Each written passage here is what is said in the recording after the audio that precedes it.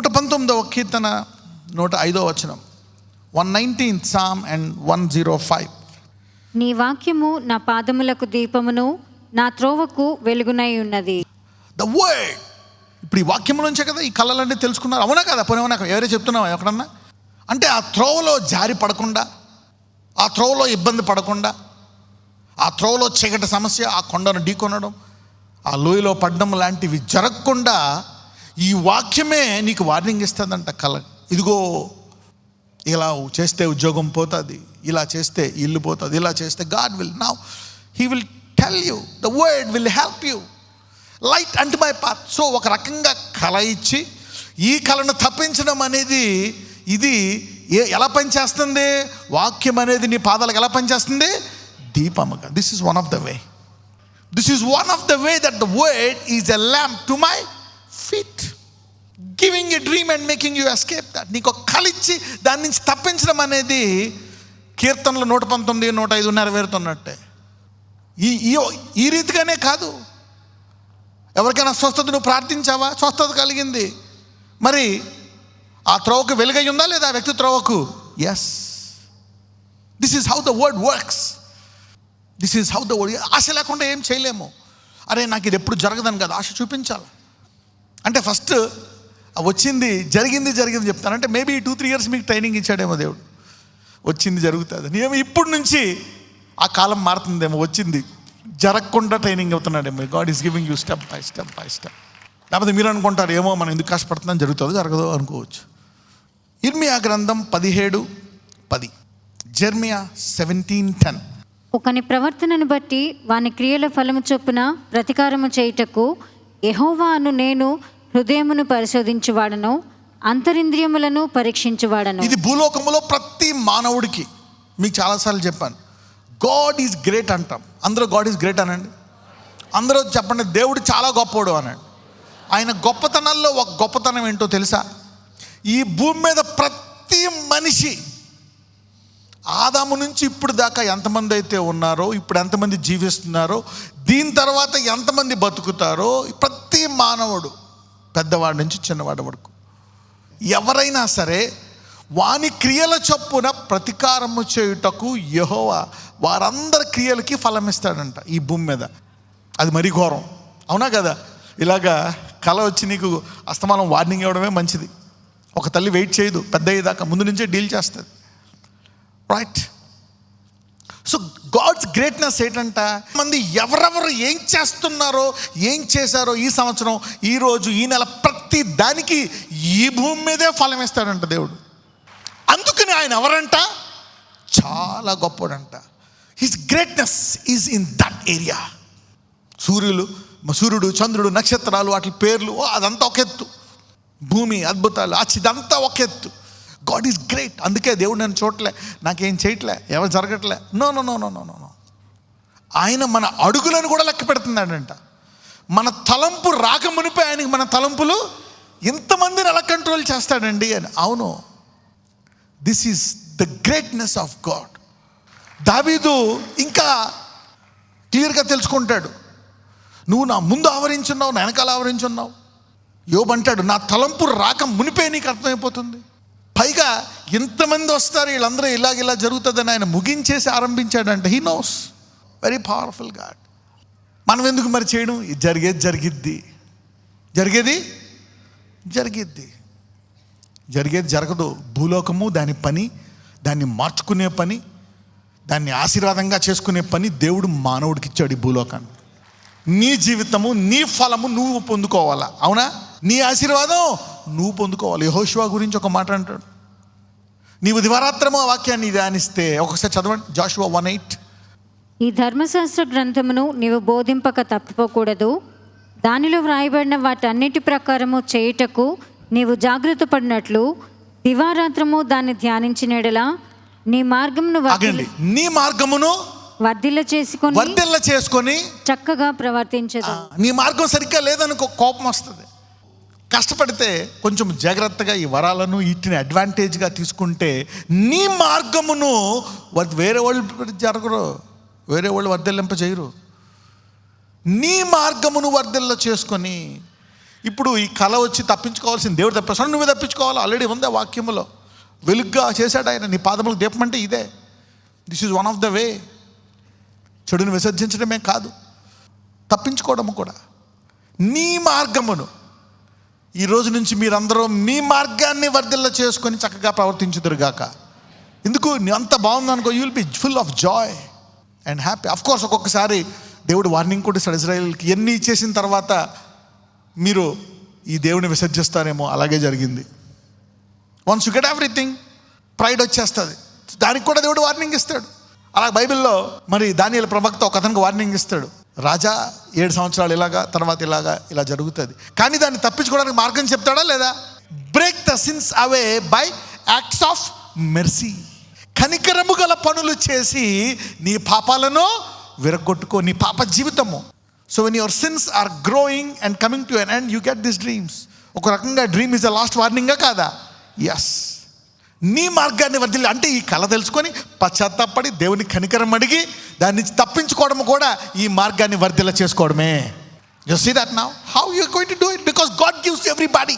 So every dream could be a warning or a judgement or a judgement, chastisement. దేవుడు ఏం చేస్తాడు? తన బిడ్డలను శిక్షిస్తాడు. ఎందుకని శిక్షిస్తాడు? తండ్రి శిక్షింపని కుమారుడే కాదంట. సో తండ్రి కుమారుని శిక్షిస్తాడు. ఎందుకు? తన నీతిలో, తన పరిశుద్ధతలో పాలు పొందుకోవాలని. మరి కీర్తనలు 23లో ఒక మాట ఉంటుంది. ఆయన నామము కొరముకొనంట మనల్ని ఏ మార్గంలో నడిపిస్తాడంట? నీతి మార్గంలో. ఆయన నామం తీసుకున్నాం కాబట్టి మనకు ఆప్షన్ లేదు. నువ్వు 10 సార్లు 100 సార్లు పడిపోయినా లేపుతాడు, కానీ నీతి మార్గంలో నడవాల్సిందే. No option for righteousness, for holiness, no option. అనుకున్నామా లేదా? You need to work, make some adjustment, make some habit. ఒకసారి నీ అలవాటు మార్చుకోవాలి.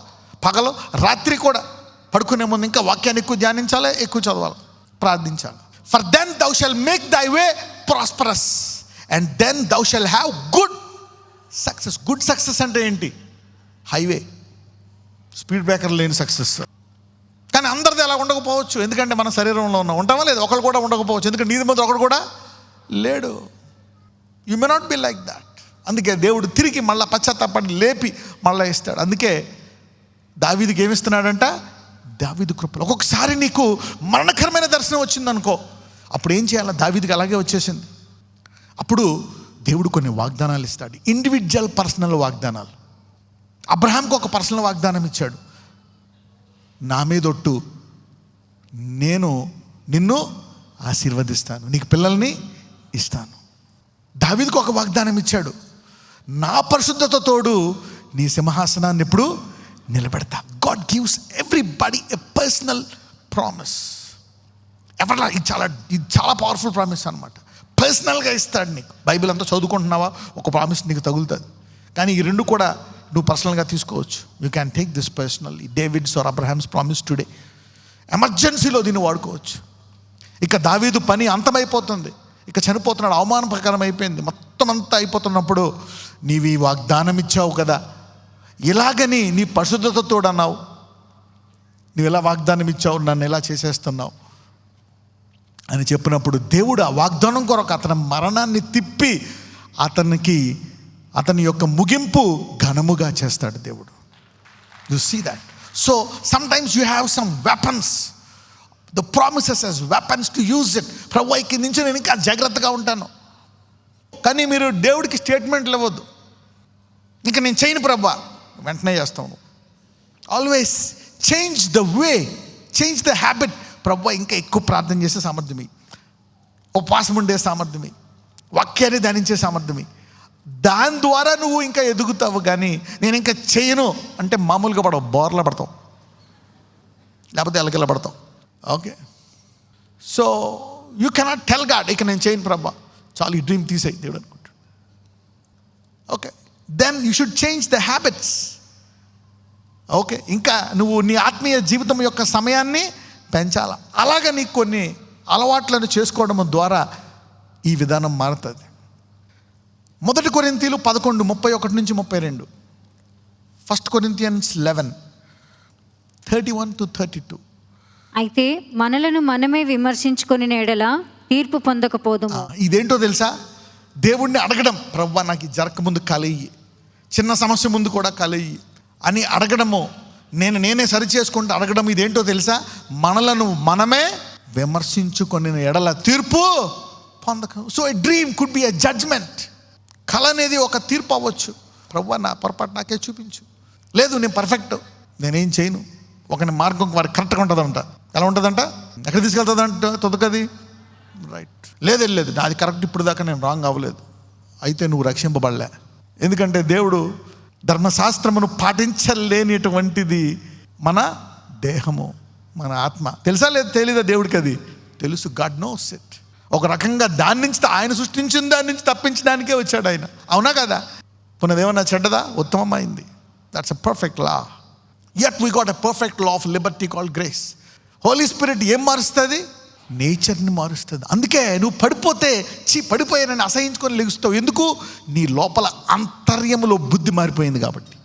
అందుకే అంటారు నీతిమంతుడు పడిపోయినా తిరిగి ఆ బురదలో ఉండడు. Because the holy spirit will slowly transform the nature. పోనీ అలాగే ఉంచేస్తాడా? నువ్వు పడతా ఉంటావా? ఏం చేస్తావు? దాని మీద నీకేమిస్తాడు? అభిషేకించి దాని మీద బలాన్ని ఇస్తాడు. ఆయన నామము కొరకై నీతి మార్గంలో నడగాల్సిందే. No option. 10 ఏళ్ళు, 50 ఏళ్ళు, 20, 90 ఏళ్ళు అయినా సరే ఒకసారి దీర్ఘాయువు అందుకే ఇస్తాడు దేవుడు. అంటే నీతిమంతుని ఆశీర్వదిస్తాడు. So sometimes that could be also a blessing for a sinner. త్వరగా నరకం పంపించడం లేక God will give him many chances. కృపావాక్యం ఏమంటారో తెలుసా? బైబిల్లో గలేషియన్స్లో ఉంటుంది. The perfect law of liberty. లాని పర్ఫెక్ట్ అనరు, ఈ కృపావాక్యాన్ని the perfect law of liberty అంటారు. James 1:25. But whoso looketh into the perfect law of liberty. అంటే కృపావాక్యాన్ని ఏమంటున్నారు? పర్ఫెక్ట్ ధర్మశాస్త్రం అంట కృపావాక్యం. అయితే స్వాతంత్రమునిచ్చు సంపూర్ణమైన నియమము తేరి చూచి నిలకడగా వండువాడెవడో వాడి విని మరచువాడు కాక క్రియను చేయడవాడు క్రియలో ధన్యుడగను. రైట్. 1 కొరింథీయులు 11:31-32. అయితే మనలను మనమే విమర్శించుకుని ఎడల తీర్పు పొందకుందుము. రైట్, చదవండి నెక్స్ట్ వర్స్. మనము తీర్పు పొందిన ఎడల లోకముతో పాటు మనకు శిక్షావిధి కలుగకుండానట్లు ప్రభువు చేత శిక్షింపబడుచున్నా. ఒకవేళ మనము తీర్పు తీర్చుకోలేదనుకో, మనకి అవమానం కలుగుతుంది, శిక్ష కలుగుతుంది. అయ్యా, లోకంలో ఉన్న వాళ్ళతో పాటు మనకి ఇలా జరిగిందా? అంటే లోకానికి మనకి తేడా కనపడదు, అవమానం జరిగిపోతుంది. లోకంలో పడిపోయినట్టు నేను పడిపోయాను, లోకంలో జరిగిన అవమానం నాకు జరిగింది లోకులకు అనుకుంటాం అన్నమాట. ఎందుకు అలా జరిగింది? అందుకే ఇప్పుడు ఇలాగ తను తాను శిక్షించుకోకపోతే లోకానికి ఆ వ్యక్తికి తేడా తెలియదు. అంటే క్రీస్తుని చూడగలరా? నీలో చూడలేరు. They cannot see Christ in you. అదే నేను తీర్పు తెచ్చుకున్నావు అనుకో, నీలో క్రీస్తుని చూడగలరు. So this gift is important. This gift is very very important to be a blessing. ముందుగానే అనమాట. వాట్ ఈజ్, ఒక్కొక్కసారి దేవుడు చెప్పాలి, ప్రభువా if there is pride in me show me. నాలో గర్వమ్మ పెరుగుతుంది, చూపించు. ఒక్కటికి ఎప్పుడూ కూడా ఎవరికి వాళ్ళ గర్వం కనపడదండి. చాలా dangerous. Pride is very dangerous. నీవు తీర్పు పొందిన ఎడల లోకముతో పాటు మనకు శిక్షావిధి కలుగుకుంటున్నట్లు లోకంతో పాటు మనకు కూడా వస్తుంది అవమానం. అదంటారు ఇది కామన్నే, ఇది అందరికీ జరిగేదే, life this is a process. No, అది అవమానం. ఈ రోజు నుంచి మీరు అనేకులు లోకముతో అవమానపడుకున్నట్లు తప్పింపబడుదురు గాక. Go to 31. అయితే మనలను మనమే విమర్శించుకోవడం అంటే ఏంటి? ప్రభువా నాకు చూపించండి, తెలుసుకొని ఇంటర్ప్రిట్ చేసుకొని దాని నుంచి తప్పించుకోవడం అనేది మనలను మనమే తప్పించుకునే ఎడల లోకంతో తిప్పించుకున్న రోడ్డు స్మూత్గా ఉంటుందంట. 1 యోహాను 4:9-11. 1 John 4:9-11.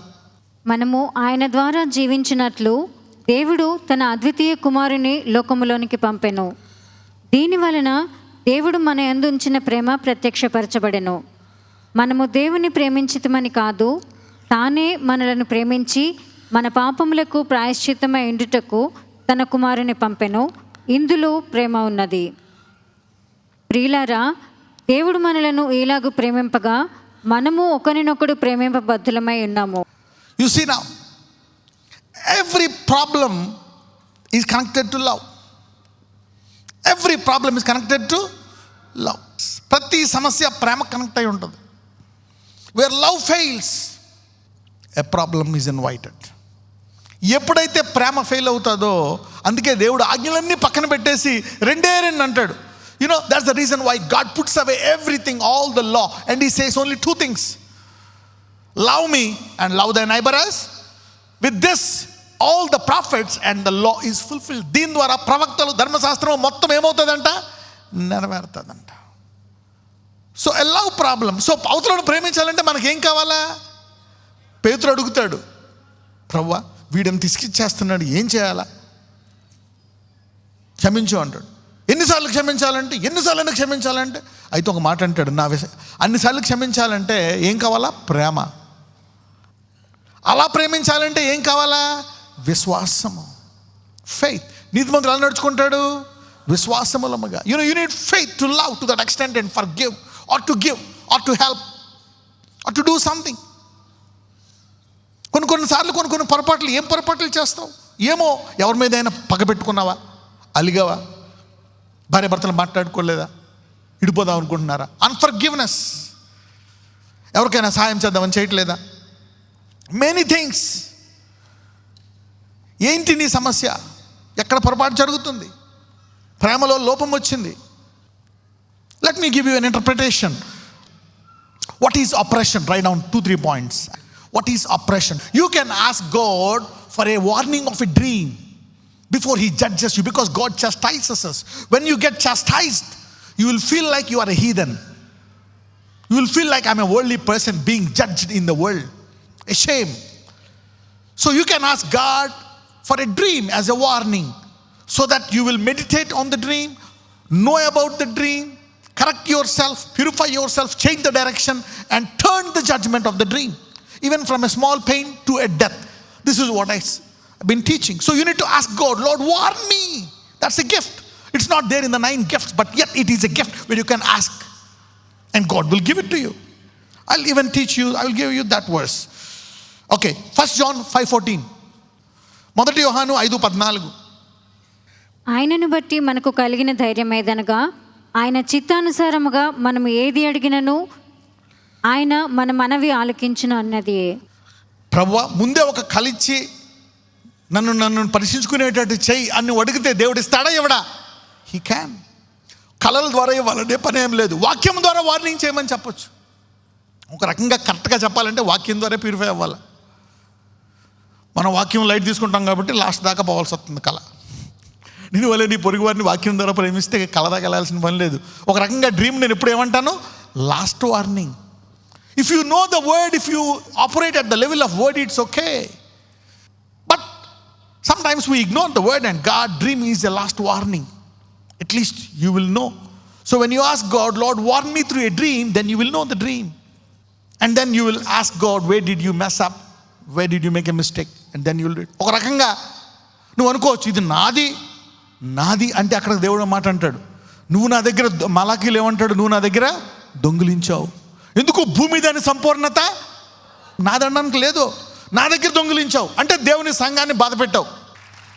This could be a solution to all your lifetime problems. Trace it.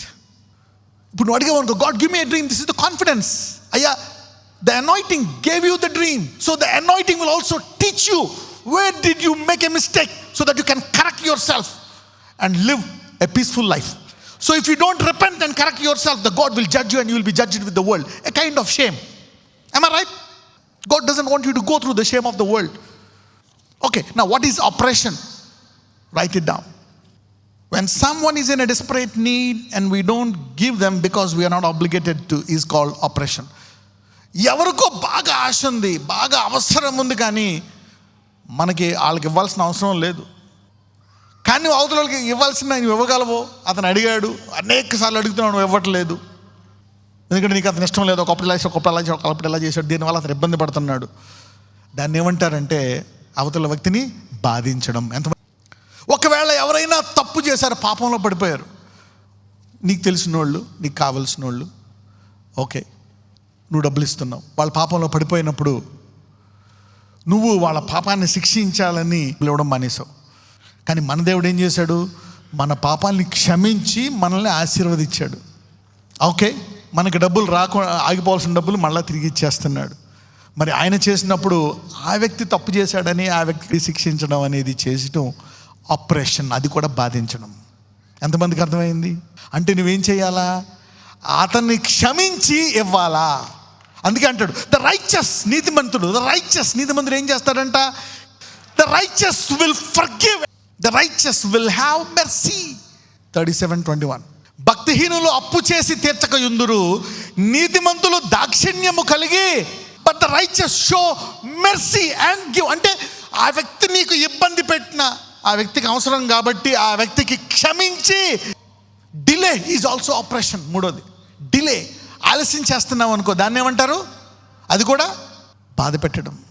Delay is operation. This is one of the reason. ఇది one of the reason. Sometimes అన్నిటికి కనెక్షన్ ఎలా ఉంటుంది? హౌ కెన్ గాడ్ సే సమస్త కీడుకు మూలమని ఎలా చెప్పాడు దేవుడు? అక్కడ ఆ వ్యక్తిని క్షమించలేదు, వాళ్ళిద్దరి మధ్య ఈగో ప్రాబ్లం వచ్చింది. How can that relate? Then I found out a mystery. ఎక్కడో నువ్వు చేసిన మిస్టేక్ నీకు ఏం క్రియేట్ చేసింది? Pride, ego, unforgiveness. It affected your prayer life. అది నీ ప్రార్థనా జీవితాన్ని, negative thought. But blessed are you who understood it today. Meditate. చాలామంది పిల్లలు ఈ వాక్యాన్ని తెలుసుకొని మీ తల్లిదండ్రుల సమస్యలను పరిష్కరిస్తారు. If you are young people, if you are kids, you understood this discernment, you can solve the problem of your parents, and parents can solve the problems for themselves and many people. వాక్యము ద్వారానే తెలుసుకోవాలి కదా. ఇప్పుడు కొంతమంది గిఫ్ట్స్ని attack చేస్తారు ఒక రకంగా, కానీ సంఘంలో కూడా గిఫ్ట్స్ కావాలి, సంఘంలో కూడా ఆరోగ్యం ఉంటుంది. We need to heal them. The gifts వాక్యము ద్వారానే, అంటే వాక్యము కూడా ఉంది, బట్ కరెక్టే. కానీ ఈ లాస్ట్ వార్నింగ్ అనేది కూడా వాక్యమే కాదా? It's also there in the word. Dream వర్డ్లో ఉందా లేదా? ఒక రకంగా ఈరోజు ఎవరికైనా ఇంతకుముందు అనాయింటింగ్ తీసుకున్నారు ఏదో, కానీ నాకు చిన్న చిన్న సమస్యలే నాకు డ్రీమ్లో దేవుడు చూపించితే నేను ప్రార్థించి తెలుసుకొని మార్చుకుంటా, సో దట్ నా శరీర భవిష్యత్తు, ఆర్థిక భవిష్యత్తు, ఆత్మీయ భవిష్యత్తు అన్నీ బాగుండాలనుకునే వాళ్ళు. కొంతమందికి ఇంకా ఏమి లేదండి, ఇప్పుడు నువ్వు మళ్ళీ ఫ్రెష్గా ప్రార్థిస్తే ఈరోజు, Lord warn me so that I can be a blessing, నా పిల్లలకి, నా భార్యకి మంచి భవిష్యత్తు ఉండడానికి, warn me in a dream అని అనుకునేవాళ్ళు, you can lift up your hands and pray now.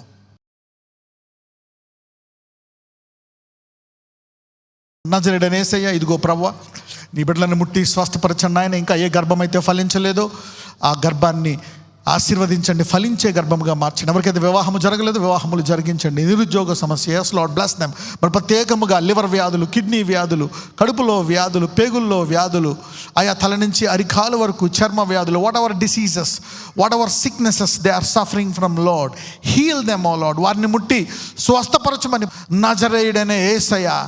ఇదిగో సైనస్, మైగ్రెయిన్, చెవి నొప్పి, ముక్కు నొప్పి, సైనస్, అలర్జీలు, పంటి నొప్పి, కనుచూపులు, క్యాన్సర్, ఎయిడ్స్, రకరకాల చెప్పుకునే వ్యాధులు, అయా ఛాతి నొప్పి, గుండె నొప్పి, every problem, gastric pains, skin diseases, నరములో వ్యాధి, ఎముకల్లో వ్యాధి, yes Lord, blood pressure, sugar, TB, thyroid, heal them. వెన్ను నొప్పులు, నడుము నొప్పి, Lord heal, fears, panic attacks, ప్రతి వ్యాధి నుండి వారిని స్వస్థపరచమని, మరణ భయము నుండి వారిని దూరము చేయమని నజరేయుడైన యేసునామమున ప్రార్థిస్తున్నాము తండ్రి, ఆమేన్.